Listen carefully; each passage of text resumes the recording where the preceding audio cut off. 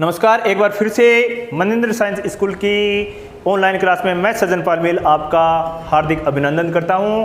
तो देखो, कल हमने मुगल वंश के 3 शासकों का जो प्राथमिक 3 शासक थे उनका वर्णन किया था, उनके बारे में पढ़ा था। अब जो शेष 3 शासक है मुख्य तौर पर, उनके बारे में अपने को आज पढ़ना है। तो उसी क्रम को आगे दोहराते हुए जो हमारा चौथा शासक है मेन, जिसका नाम है जहांगीर, तो हम क्या पढ़ेंगे? जहांगीर के बारे में पढ़ेंगे।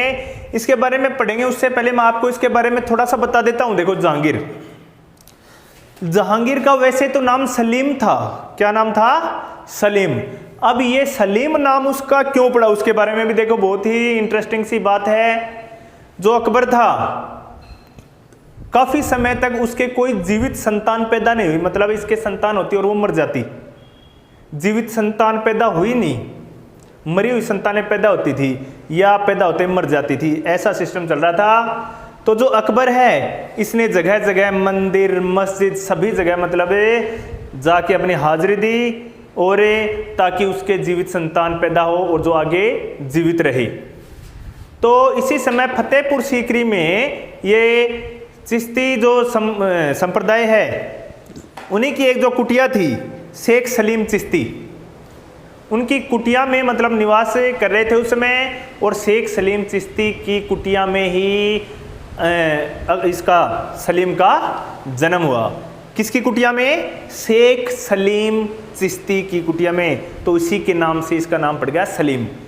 प्रश्न आ जाए, जो हमारे जहांगीर हैं उनका नाम सलीम कैसे पड़ा था? क्योंकि शेख सलीम चिश्ती की कुटिया में इनका जन्म हुआ था, और अकबर ने माना कि उन्हीं की रहमो करम से इनका जन्म हुआ है, तो उन्हीं के नाम पर इनका नाम रख दिया सलीम। आगे चल करे सलीम का जो नाम है वो जहांगीर पड़ा।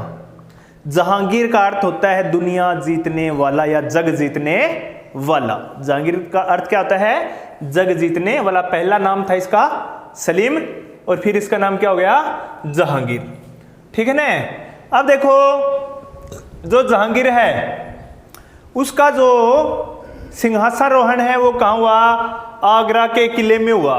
राज्यारोहण कहाँ हुआ? आगरा के किले में 1605 में। किसने किया? अकबर ने? बिल्कुल गलत। अकबर ने नहीं किया, क्योंकि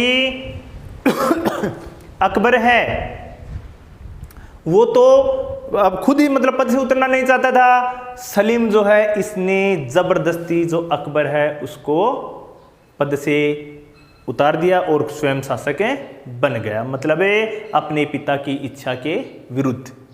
सलीम है, उसका राज्यारोहण कैसे हुआ? इसने अपने जो पिता है अकबर है उसकी इच्छा के विरुद्ध है वो क्या है? शासन पा लिया। अकबर ने देखो सलीम को समझाने के लिए अपना खास आदमी था जिसका नाम था अबुल फजल, नाम सुना होगा, साहित्यिक रचनाएं लिखा करता था वो अबुल फजल। उसको भेजा कि भाई जा और जो सलीम है उसके दिमाग में क्या कचरा डला हुआ है उसको साफ करके आ और उसको मतलब समझा के आ। लेकिन सलीम तो कुछ और ही सोचा बैठा था। उसने जो फजल है जो इसको समझाने के लिए गया था उसका वध करवा दिया, मतलब उसको मरवा दिया, और मरवा के उसको 1605 में खुद सिंहासन पर बैठ गया। माना जाता है कि इसने अपने जो पिता है उसको कई वर्षों तक कैद भी रखा था, लेकिन वो इतिहास की बातें हैं। कुछ बुकों में कुछ लिखा होता है, कुछ में कुछ, तो उसके बारे में ज़्यादा तो नहीं मिलता, लेकिन ये ज़रूर है कि अपने पिता की इच्छा के विरुद्ध है वो शासन के ऊपर मतलब उसने शासन किया था। अब देखो इसका नाम क्या था? सलीम, और इसको बोलते थे जहांगीर, यानी कि जग को जीतने वाला या दुनिया को जीतने वाला। अब इसको देखो सैन्य सेवाओं के कारण 12,000 मनसब प्राप्त थे। कितने मनसबी प्राप्त था इसको? 12,000 मनसब प्राप्त थे। किसके कारण? सैन्य सेवाओं के कारण। ठीक है। अब देखो जहांगीर की जो उपलब्धियां, जहांगीर की कौन कौन सी उपलब्धियां, प्रश्न आता है कि जहांगीर की उपलब्धियां बताइए। तो देखो जहांगीर की उपलब्धियों से पहले देखो जब जहांगीर है ना शासक बना, सलीम जो शासक बना, इसने अजीब अजीब सजाएं तय की, मतलब कानून चेंज किए। किसी के तो एक कान कटवा देता था, किसी के हाथ कटवा देता था, किसी की नाक कटवा देता था, यानी कि अजीब अजीब सजाओं के लिए भी इसको जाना जाता है। इससे पहले के जो शासक है ना, वो सीधा मृत्यु दंड देते थे कोई तो, या फिर सीधा कारावास में डाल देते थे। ये किसी के तो कान काट के छोड़ देता था दोनों, किसी की नाक काट के फिर उसको छोड़ देता था, किसी के हाथ काट के छोड़ देता था। ऐसी इसकी सजाएं थी। तो इनके लिए भी ये जाना जाता था, कौन है? जहांगीर। ठीक है। अब देखो दूसरा इसने देखो कहा कि जितने भी अपराध वगैरह हो रहे हैं ना, उसका कारण है शराब। क्या चीज है? शराब। तो इसने पूर्ण रूप से शराबबंदी करवा दी। जितने भी नशीले पदार्थ थे ना, उन सब के ऊपर अंकुश लगवा दिया। अब जो हमारा जहांगीर है, उसकी उपलब्धियों के बारे में अपने पढ़ेंगे। तो पहले इसकी क्या उपलब्धि थी? अर्जुन देव को मृत्यु दंड। देखो सलीम के बाद में और भी काफ़ी मतलब अकबर के हैं वो पुत्र हुए, जिनमें से 2 पुत्र तो जो अकबर है, इसकी शराब पीने की आदत थी बहुत गंदी, जिससे परेशान होकर मर गए थे 2 तो। 2 जो पुत्र थे ना अकबर के, वो किसके कारण मर गए थे? क्योंकि अकबर शराब बहुत पीता था, उससे वो तंग आके मतलब मर गए, दुखी होके मर गए। वो बचा सलीम, इसने अकबर को दुखी कर दिया। ठीक है। तो देखो सबसे पहले अर्जुन देव को मृत्यु दंड इसने क्यों दिया? अर्जुन देव को प्रश्न आ जाता है कि इसकी उपलब्धियां बताइए। तो पहली उपलब्धि क्या है? अर्जुन देव को मृत्युदंड। इसलिए क्योंकि देखो जो जहांगीर है, इसके एक पुत्र था जिसका नाम था खुसरो। क्या नाम था? खुसरो, जिसने विद्रोह कर दिया था। किसके खिलाफ? जहांगीर के खिलाफ विद्रोह कर दिया था। किसने? उसके पुत्र खुसरो ने। क्योंकि वो कहते हैं ना, बाप से बेटा सीखता है। इसके जो बाप है, खुसरो का बाप जो जहांगीर था, उसने भी तो अकबर के खिलाफ विद्रोह किया था। तो इसका बेटा है, उसने इसके खिलाफ विद्रोह कर दिया। तो जब इसके खिलाफ विद्रोह करने के लिए वो किसके पास गया? सिखों का 5वां गुरु था अर्जुन देव। नाम क्या था? अर्जुन देव 5वां गुरु था, 5वां गुरु। ठीक है ना, 5वां गुरु अर्जुन देव है। तो अर्जुन देव ने इसकी मदद की, खुसरो की। जहांगीर ने सोचा कि अर्जुन देव है, ये तो अपना ही तख्त पलटने के लिए मतलब अपने बेटे की सहायता कर रहा है। तो इससे नाराज हो गया सलीम, और उसने अर्जुन देव है उसको अपने दरबार में बुलाया और उसका वध करवा दिया, उसको मृत्युदंड दे दिया। तो पहली उपलब्धि क्या थी? कि अर्जुन देव, सिख गुरु अर्जुन देव को मृत्यु दंड दिया इसने। दूसरा, कांधार पर विजय। कंधार विजय है वो सैनिक दृष्टि से बहुत ही अत्यंत महत्वपूर्ण मानी जाती है। तीसरा, मेहरुन्निसा से विवाह। मेहरुन्निसा कौन थी? एक विधवा स्त्री थी। ठीक है ना, विधवा महिला थी। तो इस विधवा महिला से सलीम यानी कि जहांगीर ने क्या कर लिया? विवाह कर लिया। ठीक है। और उसको नूरजहां और नूर महल की उपाधि प्रदान की। कई बार देखो छोटा प्रश्न आ जाता है कि अकबर ने मेहरुन्निसा को कौन सी उपाधि प्रदान की थी? तो देखो उपाधियों का नाम है नूरजहां, नूर महल।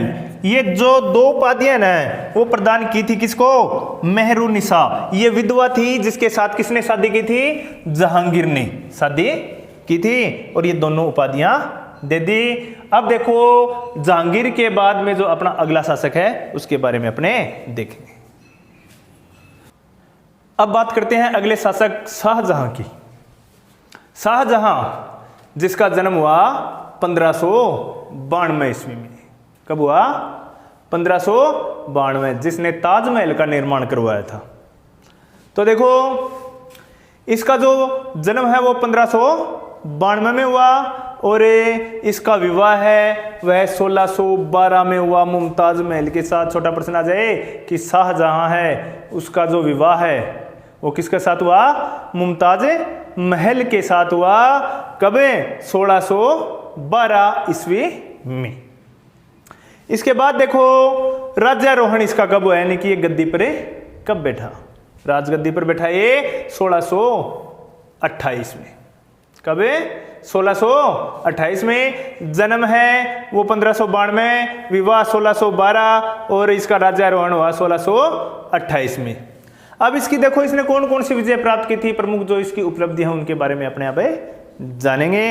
अभी तक तो हमने ये देखा कि कब इसकी शादी हुई, इससे पहले कब जन्म हुआ और राज्यारोहण कब हुआ। तो इसकी जो प्रमुख उपलब्धियां उनमें पुर्तगालियों को इसने हुगली नदी के पास पराजित किया। इसकी जो सबसे मुख्य जो सफलता है ना वो यही है कि जो पुर्तगाली शासक थे उनको इसने पराजित किया था। कौन सी नदी? हुगली नदी के पास में। अब है अहमदनगर का विलय मुगल साम्राज्य में किया। विलय किस प्रकार किया? अहमदनगर को जीत के। अहमदनगर जो साम्राज्य है ना उसको जीत के इसने अहमदनगर का जो विलय है वो कहां कर दिया? मुगल साम्राज्य में, यानी कि स्वयं के साम्राज्य में, अपने साम्राज्य में। अब देखो बीजापुर के सुल्तान आदिल शाह को पराजित किया। अगली विजय क्या इसकी? बीजापुर के जो सुल्तान थे ना जिनका नाम क्या था? आदिल शाह, उनको इसने पराजित किया, यानी कि विजय के क्रम में ये आगे बढ़ता हुआ चलता ही रहा। फिर है 1657 में औरंगजेब ने आगरे के किले में इसको कैद कर दिया। ठीक है ना। इसका पुत्र था कौन है? औरंगजेब। शाहजहां के पुत्र का नाम क्या था? औरंगजेब, जो कि संकीर्ण विचारधारा वाला व्यक्ति था। उसने भी जो इनकी परंपरा चली आ रही थी ना पिता को गद्दी से हटाना, वैसे ही क्या है इसने केवल पिता को गद्दी से ही नहीं हटाया बल्कि जो आगरा का किला था उसमें एक कैदी की तरह कैद करके भी डाल दिया। ठीक है। कब कैद किया? 1600 इसको कैद किया 1657 में। ठीक है। 1657 में औरंगजेब ने आगरे के किले में इसको कैद कर दिया और उसके बाद में 1666 ईस्वी में इसकी क्या हो गई? मृत्यु हो गई। तो देखो प्रश्न आ जाए जन्म कब हुआ शाहजहां का? तो 1592 में। और मृत्यु कब हुई? 1666 में। क्यों होगी मृत्यु? क्योंकि 1657 में इसके पुत्र ने इसको कैद कर दिया आगरा के किले में, जिससे इस मतलब इसको सदमा लगा और उस सदमे को ये बर्दाश्त नहीं कर सका। मैं जो इसकी बात है देखो इसके जो बचपन का नाम है वो खुर्रम था। प्रश्न आ जाए कौन सा मुगल शासक था जिसके बचपन का नाम है खुर्रम था? देखो खुर्रम, ऐसे खुर्रम है वो शाहजहां का नाम था। ठीक है। बचपन में सभी के देखो जो बचपन में प्यार के नाम होते हैं वैसे इसका भी नाम था वो खुर्रम था। अब देखो इसके पुत्र शाहजहां का जो पुत्र था उसके बारे में अपने पढ़ते हैं, जिसका नाम था औरंगजेब, जिसका जन्म हुआ 1618 में। प्रश्न आ जाए औरंगजेब का जन्म कब हुआ? 1618 में। अब देखो औरंगजेब की जो मुख्य उपलब्धियां हैं वह है, सबसे पहले तो देखो औरंगजेब भाई एक संकीर्ण विचारधारा वाला व्यक्ति था। ठीक है ना। औरंगजेब है ना वो कैसा व्यक्ति था? संकीर्ण विचारधाराओं वाला व्यक्ति था। मतलब इसके दिमाग में उल्टी सीधी विचारधाराएं ही चलती रहती थी। कैसे चलती रहती थी? मतलब एक तो हिंदुओं का तो ये बहुत ही ज़्यादा कट्टर दुश्मन था। हिंदू तो इसको आंखों देखो ही नहीं सुहाते थे। मतलब इसके मन में यही चलती रहती थी कि हिंदुओं के लिए कैसे कड़े कानून बनाए जाएं, हिंदुओं को कैसे मारा जाए, उनके मंदिर कैसे तुड़वाए जाएं, उनकी मूर्तियां कैसे तुड़वाई जाएं। हिंदुओं के तो हमेशा ये हाथ धो के पीछे पड़ा रहता था एक तरह से कहा जाए तो देखो इसकी जो उपलब्धियां हैं उनको अपने एक बार जरूर देखेंगे। सबसे पहले महत्वाकांक्षी व्यक्ति, ये एक महत्वाकांक्षी व्यक्ति था और साम्राज्य विस्तार इसका स्वप्न था। मतलब इसके दिमाग में हमेशा ही चली रहती थी कि कौन से जो साम्राज्य उसको जीता जाए और अपने साम्राज्य में मिला लिया जाए। तो जितने भी आसपास के छोटे मोटे साम्राज्य थे उन सभी साम्राज्य को इसने जीत के और अपने साम्राज्य में मिला लिया। महत्वाकांक्षी व्यक्ति था और साम्राज्यवादी। साम्राज्यवादी क्या होता है? अपने साम्राज्य को जो बढ़ाना चाहता है, यानी कि जो अपने साम्राज्य का विस्तार करना चाहता है ना, ऐसे व्यक्ति को बोलते हैं साम्राज्यवादी व्यक्ति। ठीक है। तो साम्राज्यवादी व्यक्ति था औरंगजेब और महत्वाकांक्षी था जिसने अपने राज्य का विस्तार युद्धों के माध्यम से किया। इसके बाद में देखो बीजापुर इसने अपनी सेना भेजी। कहां भेजी सेना? बीजापुर को जीतने के लिए। लेकिन इसकी जो सेनाएं हैं वो खाली हाथ आ गई। उनको बीजापुर का जो किला वो फतेह करने में सफलता नहीं मिली। तो स्वयं कौन है? औरंगजेब अब सेना लेके स्वयं बीजापुर के किले की तरफ गया और बीजापुर का जो किला था उसके चारों ओर इसने क्या डाल दिया? घेरा डाल दिया। अंत में बीजापुर का जो सुल्तान था उसने आत्मसमर्पण कर दिया। पहले तो देखो बीजापुर में जब इसने सेना भेजी ना तो उनको सफलता नहीं मिली। लेकिन बाद में जब विराट सेना बड़ी सेना लेकर स्वयं गया ना और एक किले के चारों ओर घेराबंदी कर दी। घेराबंदी जब भी किसी किले की कर दी जाती है ना तो बहुत ज़्यादा समस्याएं आ जाती हैं। न तो बाहर से कोई रसद सामग्री अंदर जा सकती, न अंदर से कोई बाहर जा सकता, भूख मरने की नौबत आ जाती है। तो ऐसे में जो बड़े से बड़े जो शक्ति है वो भी आत्म समर्पण है वो कर देती है। तो यही काम किया बीजापुर के सुल्तान ने और मुगल सेना के सामने आत्मसमर्पण कर दिया। तो देखो इसकी एक अन्य उपलब्धि ये है। अब देखो एक प्रश्न आता है कि औरंगजेब की धार्मिक नीति बताइए। जैसे देखो अकबर की भी धार्मिक नीति थी ना, दीन इलाही, उसने धर्म चलाया था, इसकी भी एक धार्मिक नीति थी, लेकिन अकबर से बिल्कुल विपरीत। जैसे अकबर ने तो हिंदू धर्म है या राजपूतों को धार्मिक छूट दी थी, कई गिरजाघर भी बनवाए थे और दीन ए इलाही जो धर्म है उसको चलाया था। तो देखो इसने उल्टे उल्टे काम किए, इसने मंदिर तुड़वाने शुरू कर दिए। उसने बनवाए थे, इसने तुड़वाए। खानदान उसी के था, लेकिन हर आदमी का जो दिमाग वो एक नहीं होता, सोच एक नहीं होती, विचारधारा सबकी अलग अलग होती है। तो इसकी भी विचारधारा है वो अलग अलग थी। अब देखो औरंगजेब है वो एक संकीर्ण विचार वाला व्यक्ति था, मैंने आपको पहले भी बता दिया। इसने जो अकबर ने देखो जजिया कर हटाया था ना राजपूतों से, इसने सभी पर जजिया कर लगा दिया, ठीक है ना, इसने किसी को भी नहीं बख्शा। फिर जरोका दर्शन और तुलादान पद्धति चलती थी, मतलब अकबर के टाइम में नृत्य और संगीत ये मतलब हुआ करते थे मुगल काल में। बाद में भी नर्तिकाएं हैं वो क्या करती थी, नृत्य करके जाती थी और गायन का कार्य भी होता था, मतलब गाना बजाना नाचना सब कुछ होता था। तो औरंगजेब ने वो सारा ही सिस्टम क्या करवा दिया, बंद करवा दिया।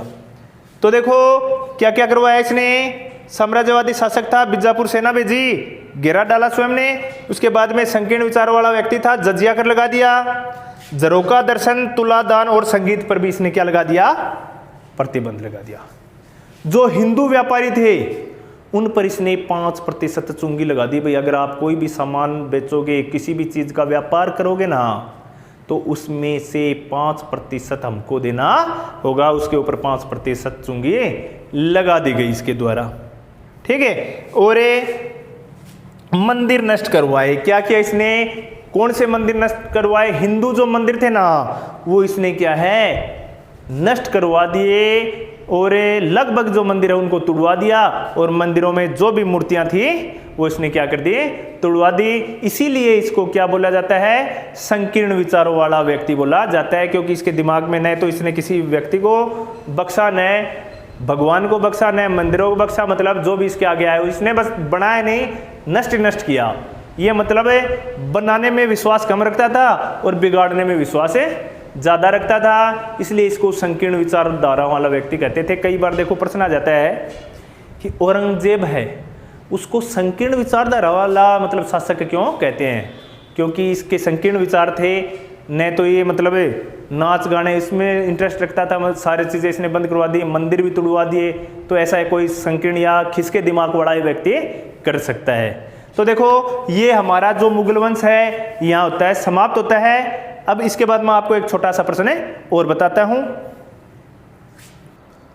अब जो हमारा शासक है वो कोई मुगल मतलब मुगल वंश का कोई शासक नहीं है। हमने देखो मुगल वंश में पढ़ा था बीच में हुमायूं को देखो किस लिए मतलब भागना पड़ा था, निर्वासित जीवन। आपको मैंने बताया कि हुमायूं को शेर खान ने हरा दिया था, या शेर शाह सूरी नाम सुना होगा आपने, या शेर शाह ने हरा दिया था। अब ये शेर शाह कौन था या शेर खान कौन था और इतना ताकतवर कैसे था ये, तो इसके बारे में बताते हैं। देखो ये तो हमने जितने भी शासक पढ़े ना, ये रजवाड़ों की औलाद थी, जितनी भी थी सभी है वो किसी वंश से संबंधित थे। अब जिस शासक के बारे में मैं आपको बताने जा रहा हूँ वो न किसी वंश से संबंधित था, वो आपकी और हमारी तरह के नॉर्मल व्यक्ति था, किसान का पुत्र था, जमींदार का पुत्र था, जिसका नाम क्या है, फरीद नाम था। देखो आपको प्रश्न क्या आएगा कि सूर साम्राज्य के बारे में बताइए थोड़ा सा, या फिर सूर साम्राज्य नहीं आएगा तो पूछेंगे कि शेर शाह की उपलब्धियां बताइए, या शेर शाह के बारे में बताइए, या शेर खान के बारे में बताइए। तो देखो सूर साम्राज्य, अब एक कहानी स्टार्ट होती है। कहानी क्या है? फरीद नाम का एक व्यक्ति, फरीद जिसके बाप का नाम था हसन खां, फरीद खान, और इसके बाप का नाम है हसन खान, जो जौनपुर राज्य के सासाराम, सासाराम है वो बिहार में पड़ता है, देखो ठीक है ना। यहाँ का एक जमींदार था। बच्चे का नाम क्या था? यह व्यक्ति है ये, इसका नाम था फरीद, और फरीद के बाप का नाम था हसन खां। कहाँ का था ये? जौनपुर राज्य के सासाराम क्षेत्र का था, और सासाराम है वो कहाँ पड़ता है? बिहार में, ठीक है। एक दिन होता क्या है कि दक्षिण बिहार का एक शासक जिसका नाम बहार खान, क्या नाम था? बहार खान। कहाँ का था ये? दक्षिण बिहार का। तो इसने दक्षिण बिहार का जो शासक बहार खान ने क्या देखा कि एक लड़का जिसका नाम फरीद है और वो शेर के साथ लड़ रहा है। किसके साथ लड़ रहा है? शेर के। पहले देखो शेर का शिकार करने के लिए जाते थे ना राजा महाराजा, तो अपने बहुत सारी सेना लेके जाते थे, ठीक है ना, सेना, और साथ में हथियार वगैरह लेके जाते थे। कहीं पे भी शेर आ जाए तो मार चाहे उसको सैनिक दे, लेकिन नाम राजा का होता था। कहते थे राजा ने शिकार किया है। अकेला राजा कभी नहीं जाता था, अपने साथ 100-200 लेके जाता था, क्योंकि शेर, मामला शेर का है ना, तो पूरी 400-500 की पूरी बटालियन लेके जाता था, अपनी पूरी फौज लेके जाता था। तो अब उसने देखा कि एक अकेला लड़का, यानी कि एक अकेला व्यक्ति फरीद और शेर से लड़ रहा है, और वो भी बिना हथियार के। फरीद के हाथ में कोई भी हथियार नहीं था, न कोई भाला, न चाकू, न तलवार, बंदूक तो उस समय में होती नहीं थी। और फरीद ने क्या किया? निहत्ते ही शेर को मार दिया। फरीद ने क्या किया? निहत्ते ही क्या किया? शेर को मार गिराया। इसकी वीरता से प्रभावित होकर दक्षिण बिहार के शासक बहार खान ने फरीद का नाम रख दिया शेर खान। आगे चल के इसको शेर शाह के नाम से भी जाने लगा। क्या नाम रख दिया? शेर खान। प्रश्न आ जाए कि फरीद का नाम शेर खान क्यों पड़ा? क्योंकि इसने निहत्ते ही अकेले शेर को मार गिराया। तो इससे प्रभावित होकर दक्षिण बिहार के शासक बहार खान ने इसका नाम रख दिया शेर खां, और इसको अपनी जो साम्राज्य है उसका एक राज्य भी सौंप दिया, इसको राजा बना दिया। देखा भी इतना वीर मतलब व्यक्ति है, तो इसको राजा इसका बनना उचित है। तो देखो अब इसके जो अगले काम है उसने क्या किया? एक तो मालदेव से युद्ध किया, ठीक है ना। इसने वैसे तो बहुत युद्ध किए, लेकिन इसने जब मालदेव से युद्ध किया ना, वो इसकी लाइफ का, इसकी जिंदगी का सबसे महत्वपूर्ण युद्ध था। राजस्थान का शासक था मालदेव।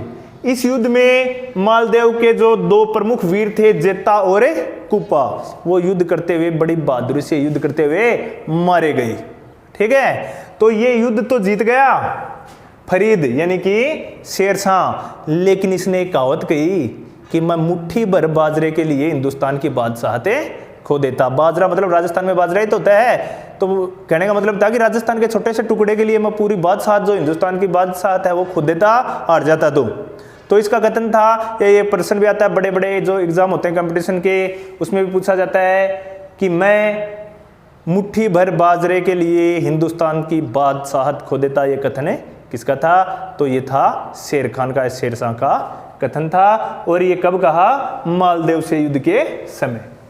अब फिर इसने जब मेवाड़ पर आक्रमण किया तो वहां भी इसका सांकेतिक अधिकार हो पाया, मतलब थोड़ा सा अधिकार हो पाया। यहाँ भी इसको काफी मात्रा में संघर्ष करना पड़ा। अब देखो 1540 में इसका युद्ध हुआ, कलिंजर का युद्ध बोलते हैं जिसको, ठीक है ना। कौन सा युद्ध है? कलिंजर का युद्ध हुआ। प्रश्न आ जाए कलिंजर का जो युद्ध है कब हुआ? 1540 को। उस समय बारूद में एक विस्फोट हो गया, मतलब हथियार वो कहीं पे भी फट सकते हैं। इसके पास में मतलब इनका खुद का ही एक बारूद का जो गोला था, दुश्मनों पर फेंकने के लिए वो यूज किया जा रहा था, लेकिन वो गोला इनके पास हाथ में यहीं पास में फट गया, जिससे इसकी क्या हो गई? मृत्यु। कब हुई? 1540 में। किसकी मृत्यु हो गई? शेर खान की मृत्यु हो गई। शेर खान कौन था? फरीद। फरीद ही शेर खान था। तो देखो छोटा सा ये हमारा टॉपिक था, क्योंकि बीच में ये आया था, मैंने आपको पढ़ाया था हुमायूं के बारे में। तो हुमायूं है वो बक्सर के निकट चौसा में शेरशाह से युद्ध हुआ, तो शेरशाह के बारे में भी बताना जरूरी था। और हमारे सिलेबस में भी है 10वीं क्लास के शेरशाह के बारे में बताइए। तो मैंने आपको ये बता दिया है। बाकी देखो आगे का जो वंश है या जो आगे के जो भी शासक है ना, उनके बारे में जो नेक्स्ट वीडियो आएंगे, आगे जो वीडियो आते रहेंगे वो अपने देखते रहेंगे। लेकिन इस चीज़ को समझने के लिए आपको जो ज़रूरी चीज़ें वो ये चाहिए कि इनको निरंतर वीडियो को देखें, बीच में एक भी दिन मिस नहीं करें, ठीक है। लगातार आप वीडियो देखोगे तभी ये मतलब आपको समझ में आएंगे। जब भी जो भी विद्यालय द्वारा आपको होमवर्क दिया जाता है करने के लिए, जो PDF वगैरह दी जाती है, तो उसको कॉपी में आप नोट करें ताकि बाद में दिक्कत नहीं आए। अब देखो आज्ञा दीजिए, अगले वीडियो तक धन्यवाद।